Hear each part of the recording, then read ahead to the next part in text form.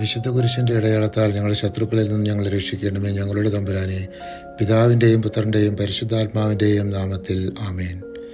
എല്ലാ യഹൂദരെയും കൊന്നെടുക്കുമെന്ന ഹാമാൻ്റെ വിളംബരത്താൽ അവരെല്ലാവരും അത്യുച്ചത്തിൽ കരഞ്ഞു. അവർ മരണം മുമ്പിൽ കാണുകയായിരുന്നു. എസ്തേർ രാജ്ഞി കർത്താവിലേക്ക് ഓടി. അവൾ വസ്ത്രാഡംബരങ്ങൾ ഉപേക്ഷിച്ച് ദുഃഖത്തിൻ്റെയും വിലാപത്തിൻ്റെയും വസ്ത്രം ധരിച്ച് പ്രാർത്ഥിച്ചു.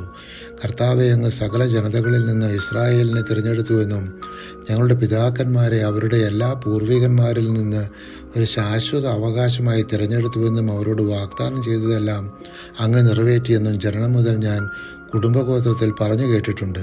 ഇപ്പോൾ ഞങ്ങൾ അവിടുത്തെ മുമ്പിൽ പാപം ചെയ്തിരിക്കുന്നു. അങ്ങ് ഞങ്ങളെ ഞങ്ങളുടെ ശത്രുക്കളുടെ കരങ്ങളിൽ ഏൽപ്പിച്ചു കൊടുത്തു. കാരണം ഞങ്ങൾ അവരുടെ ദേവന്മാരെ മഹത്വപ്പെടുത്തി. എല്ലാറ്റിനെയും ഭരിക്കുന്ന ദൈവമേ, ആശയറ്റവരുടെ ശബ്ദം കേൾക്കണമേ. തിന്മ ചെയ്യുന്നവരുടെ കരങ്ങളിൽ നിന്ന് ഞങ്ങൾ രക്ഷിക്കണമേ. എന്നെ ഭയത്തിൽ നിന്ന് മോചിപ്പിക്കണമേ.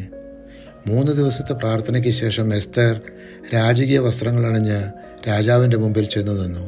സ്വർണവും അമൂല്യ രത്നങ്ങളും കൊണ്ട് പൊതിഞ്ഞ സിംഹാസനത്തിൽ രാജാവ് രാജകീയ വസ്ത്രങ്ങൾ അണിഞ്ഞിരിക്കുകയായിരുന്നു. അവൻ ഉഗ്രകോപത്തോടെ അവളെ നോക്കി.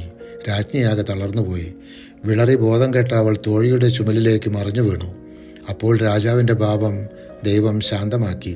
അവൻ പരിഭ്രമത്തോടെ സിംഹാസനത്തിൽ നിന്ന് ചാടി എഴുന്നേറ്റ് അവൾക്ക് ബോധം തെളിയും വരെ തൻ്റെ കരങ്ങളിൽ താങ്ങി. അവൻ സ്വർണ്ണച്ചെങ്കോൽ ഉയർത്തി അവളുടെ കഴുത്തിൽ തൊട്ടു. അവൻ അവളെ ആലിംഗനം ചെയ്തു. എസ്തേർ താൻ ഒരുക്കിയ വിരുന്നിലേക്ക് രാജാവും ഹാമാനും പങ്കെടുക്കണമെന്ന് അപേക്ഷിച്ചു. രാജാവും ഹാമാനും അത് സമ്മതിച്ചു. അവർ വീഞ്ഞു കുടിച്ചുകൊണ്ടിരിക്കെ രാജാവ് എസ്തേറിനോട് ചോദിച്ചു, എന്താണ് നിന്റെ അപേക്ഷ? അത് ഞാൻ നിനക്ക് സാധിച്ചു തരാം. ആ രാത്രി രാജാവിന് ഉറങ്ങാൻ കഴിഞ്ഞില്ല. സ്മരണാർഹമായ സംഭവങ്ങൾ രേഖപ്പെടുത്തിയ ദിനവൃത്താന്ത ഗ്രന്ഥം രാജാവ് വായിച്ചു കേട്ടു. അതിൽ കൊട്ടാരം കാവൽക്കാർ രാജാവിനെ വധിക്കാൻ ശ്രമിച്ചതും അക്കാര്യം മൊർദെഖായി സമയാനുസൃതം അറിയിച്ചതും അതിൽ എഴുതിയിരിക്കുന്നത് കണ്ടു.